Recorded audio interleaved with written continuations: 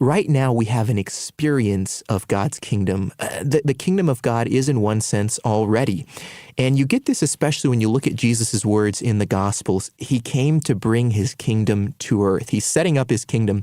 He hinted at it in Luke 17:20 through 21. Listen to what he said there. The Pharisees asked him, when was the kingdom of God going to come?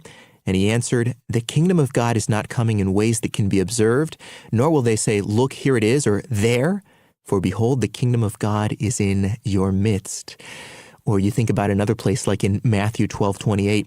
But if it is by the Spirit of God that I cast out demons, then the kingdom of God has come upon you.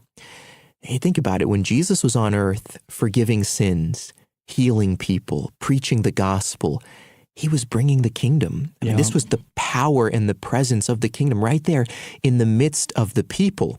But they were looking for signs and wonders. Oh, yeah. Fireworks. Not the kingdom of God is about the forgiveness of sins. They wanted to see, I think, a military presence, an army on earth, And Jesus says, no, it's in your midst, and it's coming in a way that you didn't really expect. And when Jesus died on the cross and rose again from the dead, he was establishing his church, a visible manifestation of the kingdom here on earth.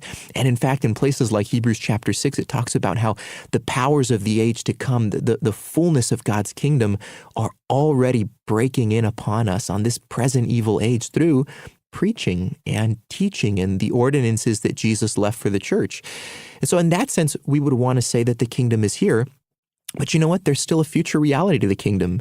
There's still more to be experienced. Sometimes we call this the consummation.